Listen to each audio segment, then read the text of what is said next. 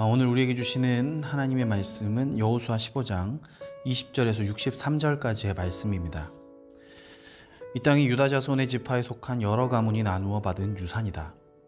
유다 자손 지파가 차지한 성읍들 가운데서 에돔 경계선 가까이 가장 남쪽에 있는 성읍들은 갑스엘과 에델과 야굴과 기나와 디모나와 아다다와 게데스와 하솔과 인난과 십과 델렘과 부알롯과 하솔하다닷과 그리옷 헤스론 곧 하솔과 아맘과 세마와 몰라다와 하살갔다와 헤스몬과 벳벨렛과 하살수알과 부엘세바와 비스요다와 바알라와 이임과 에셈과 엘돌랏과 그실과 호르마와 시글락과 만만나와 산산나와 르바옅과 실힘과 아인과 림몬 이렇게 모두 29성읍과 그 주변 마을들이다. 유다 지파가 차지한 평지의 성읍들은 에스다올과 소라와 아스나와 사노아와 엔간님과 답부아와 에남과 야르뭇과 아둘람과 소고와 아세가와 사라임과 아디다임과 그데라와 그데로다임 이렇게 14성읍과 그 주변 마을들이다. 스난과 하다사와 막달갓과 딜르안과 미스바와 욕드엘과 라기스와 보스갓과 에글론과 갑본과 라맘과 기들리스와 그데롯과 벳다곤과 나아마와 막게다 이렇게 16성읍과 그 주변 마을들도 있었다. 림나와 에델과 아산과 입다와 아스나와 느십과 그일라와 악십과 마레사 이렇게 9성읍과 그 주변 마을도 있었다. 에그론과 그 변두리 촌락과 주변 부락들, 에그론에서 바다까지 아스돗에 인접한 모든 성읍과 주변 마을들도 있었다. 아스돗과 그 변두리 촌락과 주변 마을들도 있었다. 또 이집트 국경지대의 강과 지중해와 그 해안 일대에 있는 가사와 그 변두리 촌락과 주변 마을들도 있었다. 유다 지파가 차지한 산간 지방의 성읍들은 사밀과 얏들과 소고와 단나와 기라산나와 곧 드빌과 아납과 에스드모와 아님과 고센과 홀론과 길로 이렇게 11성읍과 그 주변 마을들이다. 이 밖에도 아랍과 두마와 에산과 야님과 벳다부아와 아베가와 훔다와 기랏 아르바와 곧 헤브론과 시올 이렇게 9성읍과 그 주변 마을들이 있었다. 그리고 마온과 갈멜과 십과 유다와 이스르엘 욕드함과 사노아와 가인과 기브아와 딥나 이렇게 10성읍과 그 주변 마을들이 있었다. 그리고 할룰과 벳술과 그돌과 마아랏과 베다논과 엘드곤 이렇게 6성읍과 그 주변 마을들도 있었다. 기럇 바알과 곧 기럇 여아림과 라빠 이 2성읍과 그 주변 마을들도 있었다. 유다 지파가 차지한 사막지대의 성읍들은 베다라와 밑딘과 스가가와 닙산과 소금성읍과 엔디게 이렇게 6성읍과 그 주변 마을들이다. 그러나 유다 자손이 예루살렘 성에 살던 여부스 사람을 쫓아내지 못하였으므로 여부스 사람과 유다 자손이 오늘날까지 예루살렘 성에 함께 살고 있다. 아멘. 네, 오늘 본문은 굉장히 많은 종류의 지명들이 등장하는 본문입니다. 유다 지파에게 주어진 성읍들에 대한 이제 이야기인데요. 우리가 조금 익숙한 성읍들도 있죠. 아브라함이 썼던 7개의 우물을 뜻하는 부엘세바나 블레셋에 나중에 빼앗긴 에글론이라는 데도 있고요. 가사 지역도 있었고 여러 또 지역들이 아스돗이라든지 여러 지역들이 나오는 지역들이 있었는데 그 중에 가장 유명하고 우리가 잘 아는 성읍이 맨 마지막에 등장하는데 그 성읍 이름이 예루살렘입니다. 예루살렘은 여부스 족속에게 빼앗지 못해서 결국에는 이스라엘 백성과 여부스 족속이 함께 살고 있다라는 말로 오늘 본문이 마치게 됩니다. 맨 마지막 절에 이렇게 되어 있습니다. 그러나 유다 자손이 예루살렘 성에 살던 여부스 사람을 쫓아내지 못하였으므로 여부스 사람과 유다 자손이 오늘날까지 예루살렘 성에 함께 살고 있다. 아멘. 이렇게 기록하고 있습니다. 여부스 사람을 쫓아내지 못했다. 그래서 함께 살고 있다는 뜻입니다. 유독 여호수아에서는 전멸시켜라. 이게 이제 히브리어로는 이제 헤렘이라고 부르는 단어가 자주 등장합니다. 전멸이라는 단어죠. 여리고성의 모든 생명을 다 전멸시켜라 이렇게 말씀하셨고 아이성도 마찬가지죠. 하지만 이런 전멸이라는 잔혹한 명령은 사실은 영적인 의미를 담고 있습니다. 왜냐하면 사실상 이스라엘 역사 전체로 볼 때에 이스라엘은 이 말씀, 전멸시키라는 말씀을 철저하게 실패해온 역사였기 때문입니다. 이 실패의 역사 이야기를 역사로 기록하고 성경으로 기록하고 후대에는 이 성경을 읽으면서 생각하도록 이제 기록을 남기는 거잖아요.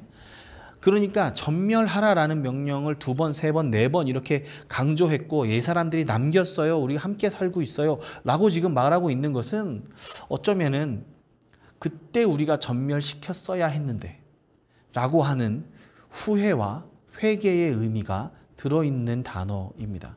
하나님께서 그렇게 명령하셨는데 우리가 지키지 못했기 때문에 이렇게 되었다 라고 생각하는 거죠. 실제로 지금 유다 백성들 뿐만이 아닙니다. 모든 지파가 다 똑같습니다. 그 땅의 이방인들을 전멸시키고 땅을 온전하게 차지하는 일에 실패합니다. 완전히 점령할 수 없었다라고 설명을 하지만 어차피 이 점령하는 전쟁이 처음부터 끝까지 하나님의 능력에 기대서 진행되는 것이기 때문에 능력이 없어서 못했다가 아니라 못했다라기보다는 하지 않았다라는 겁니다. 이방인들을 내쫓고 싶지 않았던 겁니다. 왜냐하면 이스라엘 백성 전체가 하나님의 역사에 하나님의 명령에 불순종하는 역사가 반복되어 있습니다. 그런데 이 이방인들을 남겨두어서 계속 고난을 받게 되고 죄의 유혹을 받았다 이렇게 스스로 생각하면서 그때 우리가 전멸시켰어야 됐는데 라고 지금 회개하는 겁니다. 주님께서는 미리 경고하셨습니다. 민수기 33장 55절에 너희가 만일 그 땅의 원주민을 너희 앞에서 몰아내지 아니하면 너희가 남겨둔 자들이 너희의 눈의 가시와 너희의 옆구리에 찌르는 것이 되어 너희가 거주하는 땅에서 너희를 괴롭게 할 것이요 라고 말씀합니다. 그래서 그때 우리가 이 눈의 가시와 옆구리에 찌르는 이방인들을 모두 전멸시킬 걸 하고 후에 섞인 단어가 전멸이라는 명령을 강조하는 역사로 남은 겁니다. 영적인 의미로 보자면 우리들도 똑같습니다. 우리들에게도 옆구리에 가시가 있습니다. 우리가 주의 뜻대로 살고자 할 때 우리의 발목을 잡는 것들이 있죠. 어떤 분들은 내가 시간이 없어서 교회를 못합니다. 친구 때문에 제가 교회를 못합니다. 우리 술 때문에 제가 술을 끊지 못해서 교회 못 나갑니다. 자녀가 어려서 섬길 수가 없습니다. 신앙생활하기 힘듭니다. 죄를 끊기 힘듭니다. 이렇게 말씀하는 경우가 종종 있습니다. 하지만 냉정하게 말하면 내가 신앙이 약해지고 내가 끊임없이 죄를 짓는 이유는 명확하게 말하면 성경적인 용어로 왜 그러냐면 나 때문입니다. 내가 주인이기 때문에 못하는 겁니다. 이때 우리는 전멸시켰어야 한다는 이스라엘의 후에 섞인 반성을 되새겨야 합니다. 내가 주인된 삶은 아주 조금만 남겨놓아도 해가 되고 발목을 잡게 됩니다. 이스라엘 백성들처럼 이미 힘없는 백성들, 이미 저항할 수 없는 사람들이니까 우리가 아직 강하니까 남겨두자. 그런다고 해가 되겠나 이렇게 생각했던 겁니다. 전쟁을 얼른 끝내고 그래도 대충 마무리하고 조금밖에 안 남았네. 대충 마무리하고 우리는 우리 집을 지어야지. 우리 밭을 읽어야지. 우리 가정을 돌봐야지 라는 뜻으로 돌아갔던 겁니다. 언제까지 전쟁만 하겠냐. 여기서 그만두자. 이쯤 하면 됐다고 생각했던 겁니다. 그러니까 멈췄던 거죠. 더 나아가서 그 사람들 다 죽이면 뭐하냐. 뭐가 달라지냐. 나 살려놓았다가 나중에 노예로 쓰자. 그럼 얼마나 경제적이겠어? 라는 계산도 깔려 있을지도 모르겠습니다. 하지만 실제로는 그 사람들을 남겨둔 것이 이스라엘에게 유익이 되지 못하고 끝끝내 발목을 잡고 이스라엘을 유혹하고 하나님께 순종하는 일을 못하게 방해가 되었습니다. 우리의 자아도 마찬가지입니다. 당장은 내가 주도해서 내 힘으로 교회도 섬기고 사랑도 내가 하고 내 힘으로 죄도 억누르고 율법도 지키면요 효과 바로바로 드러납니다. 내가 계획 세우고 내가 애를 써서 하면 효과가 바로바로 드러납니다. 성실하게 신앙생활하는 모습과 다를 바 없이 완전한 사람처럼 완전히 변화된 사람처럼 모습을 할 수 있습니다. 하지만 내 자아는 결국에 하나님의 영광을 가로채는 우상 숭배로 변질이 됩니다. 이스라엘 백성도 그렇게 했죠. 이스라엘 백성도 하나님의 뜻을 알지 못하여 열심을 행하였는데 하나님의 뜻을 방해하는 열심을 최선을 다해서 율법을 지킴으로 그렇게 행하였던 것이죠. 하지만 내 자아는 내 힘으로 한다는 말은 하나님을 의지하지 않는다는 말입니다. 믿음 대신에 옛사람의 행위에 내 운명을 맡기는 것과 같습니다. 그래서 수많은 지혜로운 사람들이 자아를 죽여야 된다고, 내 욕심을 버리고 내가 주도하는 행위를 버려야 한다고 말했습니다. 이건 기독교도 마찬가지고요. 불교나 다른 종교도 여기까지의 결론은 비슷하게 내렸습니다. 그런데 내가 내 욕심을 죽이고 내가 내 자아를 죽이는 것, 내 자아가 나 자신을 죽이는 것은 불가능한 일이었습니다. 내 힘으로는 내 스스로를 전멸시킬 수 없었던 겁니다. 내 욕심과 내 자아를 하나님께 전멸시키신 자리, 내 욕심과 내 자아를 하나님께서 완전히 끝내신 자리가 십자가의 자리입니다. 내가 그리스도와 함께 십자가에 못 박혔나니 그런즉 이제는 내가 사는 것이 아니요 오직 내 안에 그리스도께서 사시는 것이다. 갈라디아서 2장 20절의 이 사도 바울의 고백은 결국 내 욕심과 내 자아에 대한 철저한 후회와 좌절, 무던히도 애를 썼던 거룩함을 향한 몸부림, 그리고 이 모든 것을 넘어서는 십자가에서 완성하신 복음을 감사로 받는 기쁨의 탄성입니다. 내가 죽었다는 말은 기쁨입니다. 평생을 내가 돌을 닦아도 되지 않는 일이 십자가에서 완성이 되어서 이미 우리에게 주어진 것입니다. 전멸시켰어야 한다라는 이스라엘 백성들의 후회는 우리에게는 해당되지 않습니다. 이미 십자가에서 죄와 사망의 옛사람은 완전히 끝나서 죽었습니다. 우리는 내가 죽었어야 되는데 이렇게 말하는 종교가 아닙니다. 이미 내가 죽었음을 인정하고 받아들이며 이제 내 안에서 성령 하나님께서 예수님의 영이 일하실 것을 기대하면서 앞으로 나아가는 종교입니다. 전멸시켜야 한다라는 잔인한 명령은 기쁨의 명령으로 되새겨지는 감사한 하루가 되시기를 축복하겠습니다. 같이 우리 함께 기도문을 읽고 기도하겠습니다. 하나님 감사합니다. 십자가에서 내가 완전히 죽었음을 고백합니다. 완전한 전멸의 은혜를 주시니 감사합니다. 내 힘이 아니라 성령의 능력을 의지하며 삶의 문제를 하나님께 맡김으로 나아가게 하여 주옵소서. 예수님의 이름으로 기도합니다. 아멘. 우리 나눔 질문 같이 해보도록 하겠습니다.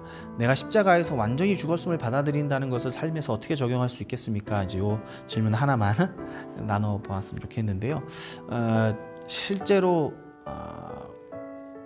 구분하기가 굉장히 어렵고 늘 점검하며 기도하며 살아야 되는 부분이 이 부분인 것 같아요. 저도 십자가에서 내가 죽었습니다라고 고백을 하지만 실제로 살아갈 때는 그냥 내 힘으로 살아갈 때가 많이 있고 내가 옳다고 믿고 있는 대로 살아갈 때가 굉장히 많더라고요. 특별히 예를 들어서 자녀를 대할 때도 굉장히 애를 쓰게 되는 거고 노력을 해야죠. 당연히 노력을 해야 되는데 이것을 그냥 내 힘으로 하다 보니까 막 억울함도 생기고 마음에 이렇게 막 그런 것들이 생기는 경우가 많아요. 사역도 마찬가지죠. 설교를 하고 복음을 전하고 성경을 가르치는 이 일도 내 욕심으로 할 때가 분명히 있죠. 제 욕심으로 내가 나를 드러내려고 할 때가 있고 성령 하나님을 의지해서 하지 못하는 경우가 있는데 그럴 때는 반드시 내가 지치고 힘이 들고 또 하나님께서 내게 말씀해 주시고 찔리는 것들이 있습니다. 그런 것들을 안 하고 하나님만 의지하고 살아가려면 내가 이렇게 완벽하게 해봐야지라고 생각하는 것보다는 하고 하나님께서 지적해 주시면 회개하고 받아들이고 다시 하나님의 뜻대로 살려고 그럼 오늘은 어떻게 살까요? 라고 맡기면서 또 하루를 시작하고 하지만 또 좌절하고 넘어지겠지만 또 하나님께서 말씀하시면 마음을 주시면 또 회개하고 다시 내 삶을 일어나서 툭툭 털고 살아가는 왜냐하면 나 자신에 대해서 우리가 이미 절망했고 이미 실망했고 나 자신은 이미 할 수 없다는 사실을 알고 있으니까 죄에 묶여있을 필요는 없다고 생각해요. 내가 죽어야 한다고 굉장히 애를 쓸 필요가 없는 거니까 이미 죽었다고 믿으면 툭툭 털고 아이고 내가 또 그랬구나 일어나서 내 삶을 살아가면 앞으로 나아가면 성령 하나님 인도하심 따라서, 그래서 결국 오늘도 내가 해야 될 일은 성경을 가르치는 거구나, 설교를 하는 거구나, 그러면 툭툭 털고 일어나서 가는 거고, 자녀에 대해서 화를 내, 아유 내가 나도 모르게 화를 냈구나, 나는 어쩔 수 없는 사람이야, 그렇게 생각할 거 없이, 아유 그랬구나, 내가 원래 그런 인간이지, 나는 늘 실수하는 사람이지, 2000년 전에 이미 난 죽었지 라고 생각하면 툭툭 털고 그냥 일어나서, 그래 오늘 하루는 우리 아이들에게 사랑하고 용납하고 아껴줘야지, 그냥 그렇게 오늘 하루 또 살아가고, 안 되면 또 회개하고 살아가고, 또 넘어지면 회개하고, 그렇게 하는 것이 오히려 그 가벼운 삶이 우리가 예수님을 의지하는 삶이 아닌가, 저는 요즘에 그렇게 묵상하고 살아가고 있습니다. 우리 성도님들 삶 가운데도 하나님의 은혜와 복음의 능력이 실제가 되는 축복이 있기를 축복합니다. 감사합니다.